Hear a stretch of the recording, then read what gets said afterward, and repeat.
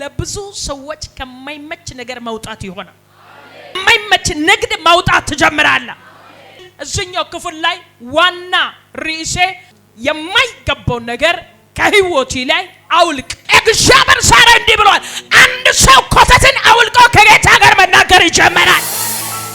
ማን እንደሆንኩ እናገራለሁ። ማን ስል የአብርሃም አምላክ ነኝ አለ።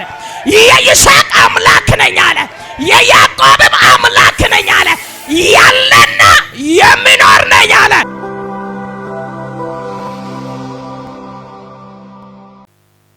ዘጸአት ምዕራፍ 3 ላይ በጣም ከሚገርማችሁ ነገር አንዱ ዘጸአት ማለት መውጣት ማለት ነው። ዛሬ ለብዙ ሰዎች ከማይመች ነገር መውጣት ይሆናል በጌታ በኢየሱስ። ዛሬ የሚሆነው የመጀመሪያ አንድ ነገር ነው። ከማይመች ህይወት መውጣት ትጀምራለህ። ከማይመች ህይወት መውጣት ትጀምሪያለሽ። ከማይመች ስፍራ መውጣት ትጀምራለህ። ከማይመች ንግድ መውጣት ትጀምራለህ። አንድ ሰው ጮሆ አሜን ይበል እስኪ።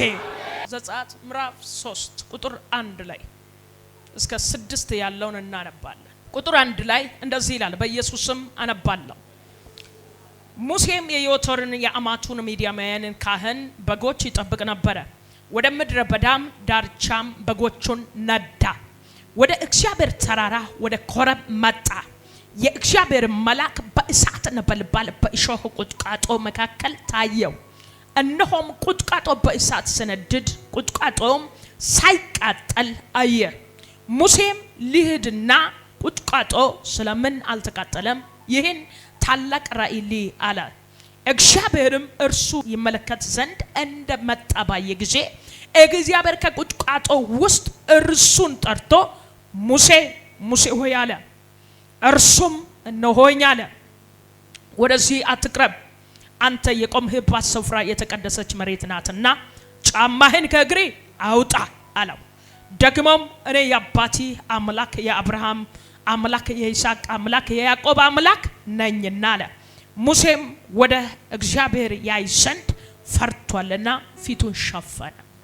ወደ እግዚአብሔር ያይ ዘንድ ፈርቷልና ፊቱን ምን አደረገ? ሸፈነ። እዚህኛው ክፍል ላይ አሁን የረገጥከው ቦታ የተቀደሰ ነው የምናየውናል።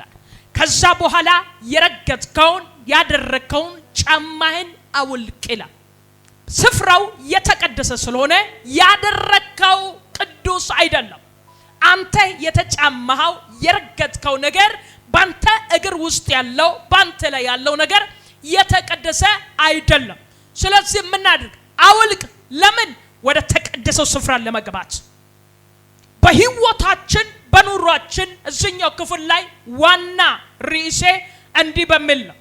የማይገባው ነገር ከህይወቴ አውልቅ በሚል ርዕስ ነው። የማይገባው ነገር ከህይወቴ ላይ አውልቅ። ስታወልቅ ጌታን ማየት ትጀምራለህ። ድምጹን መስማት ትጀምራለህ። ማጣራት ትጀምራለህ። እግዚአብሔር ካንተ ጋር መስራት ይጀምራል። እግዚአብሔር ከሰው ጋር መስራት የሚጀምረው መቼ ነው? እግዚአብሔር ካንተ ጋር፣ እግዚአብሔር ከቤተሰቦች ጋር፣ እግዚአብሔር ከህይወት ጋር መስራት የሚፈልገው እንዴት ነው? መቼ ነው? ብዙ ሰዎች እኛ እግዚአብሔር ከኛ ጋር እንዲሰራ እንፈልጋለን። እግዚአብሔር ድምጽ ለመስማት እንፈልጋለን። እግዚአብሔር እንዲያናግረን እንፈልጋለን።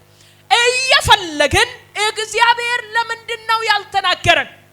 እግዚአብሔር ለምንድነው ያላወራን? በተለይ በአዲስ ኪዳንና በብሉይ ኪዳን ከሁለቱ ኪዳን መካከል ልዩነት አለ። ብሉይ ኪዳን ላይ አለባበሲ ከቆሸሸ፣ ልብሲ ከቆሸሸ፣ ጫማይ ከቆሸሸ ወደ እግዚአብሔር ፊት መቅረብ አትችልም። እንዴት ነው መቅረብ የማትችለው ካላችሁ ዘካርያስ ላይ ይሄን ቃል እናከራል። ኢያሱ ይላል፣ ኢያሱ እድፋም ልብስ ለብሶ ነበር ይላል። ነገር ግን እድፋም ልብስ ለብሶ ወደ ቤተ መቅደስ ሊገባ ነበር። በዚያን ሰዓት ይላል አጋንንት ወይም ሰይጣን ይላል መጣና አንተ እኔን ትመስላለህ። ማንን ትመስላለህ? እኔን ትመስላለህ። ሁሉ ጊዜ ሰይጣን ቆሻሻ እንደሆነ ያስቡ። ሁሉ ጊዜ ሰይጣን እርኩስ እንደሆነ ያስቡ። ሁሉ ጊዜ ሰይጣን የማይገባ ነገር እንደሆነ ያስቡ። ቆሻሻ ስለለበሰ የኔ ይመስላል? ቤተ መቅደስ ልትገባ አትችልም። ከእግዚአብሔር ጋር ልትኖር አትችልም። እግዚአብሔርን ልታገለግለው አትችልም። በዛን ሰዓት እግዚአብሔር እንደዚህ ያለ እድፋም ልብሱን አውልቁለታል። ምን እንዲያደርግ? ካህኗ ኢያሱ ጌታን ማገልገል ይገባዋል። ጌታን ማገልገል አለበት። ጊዜው ነው፣ ሰዓቱ ነው፣ ወሩ ነው፣ የራሱ ቀን ነው። ቀንህን የሚወስደው ዛሬ ዋናውን እግዚአብሔር ይመጣዋል። የራሲ ቀን ልትባረክ ቀን፣ እግዚአብሔር ልጠራህ ቀን፣ የእግዚአብሔርን ድምፅ ልትሰማ ቀን በሆነው ሰዓት ላይ ነገር ግን ቀንህን የሚያበላሸው ዋናው ዛሬ ይመጣል። አንድ ሰው ጮሆ አሜን ይበል እስኪ። እና እዚህኛው ክፍል ላይ ሙሴ ከውሃ አገኘው ስትል ነው ሙሴ ብላ የሰየመችው የፈርዖን ልጅ።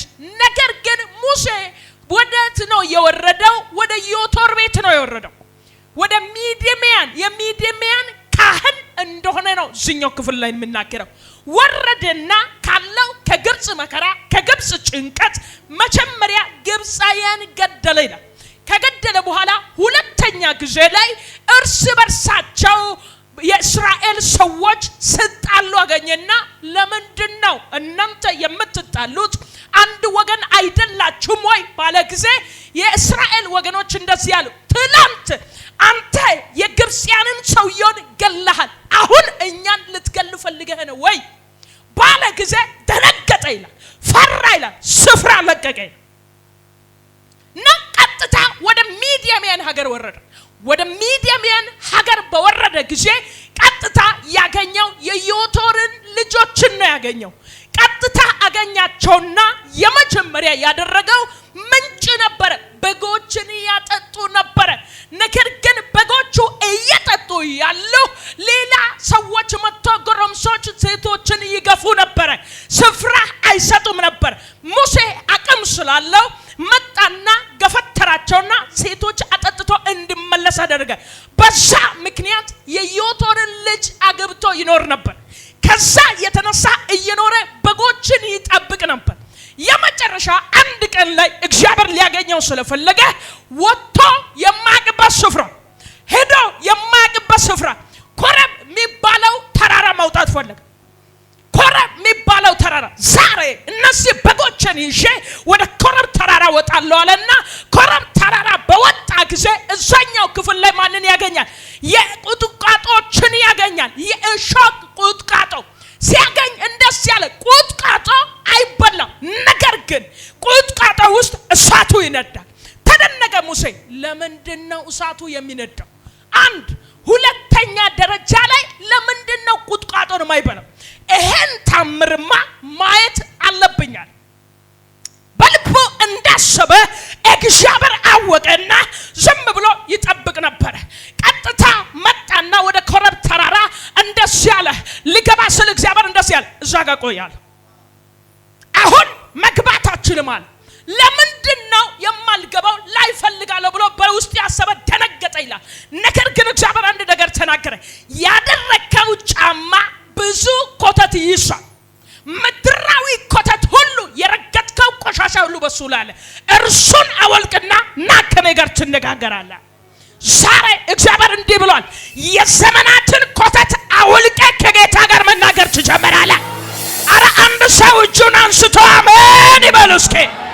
የዘመናት ኮተት ራእይን ህልምን ከዘጋው ኮተት አገልግሎትን ትዳርን ካበላሸው ኮተት እግዚአብሔር ዛሬ እንዲህ ብሏል፣ አንድ ሰው ኮተትን አውልቆ ከጌታ ጋር መናገር ይጀምራል።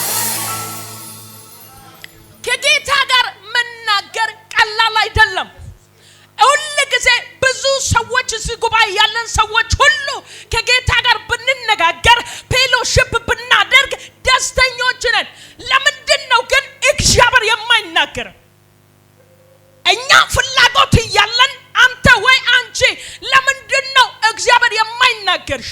እግዚአብሔር የማያወራሽ ምስጢራትን የማይገልጠው የሆነ የማይገባ ነገር አለ።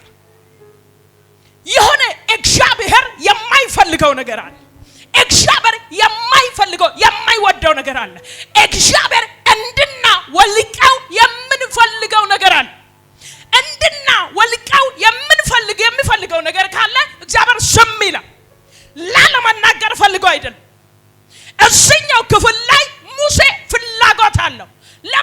እግዚአብሔር እንድናገረው እግዚአብሔርን ለማየት እሳቱን ለማየት ፍላጎት አለ።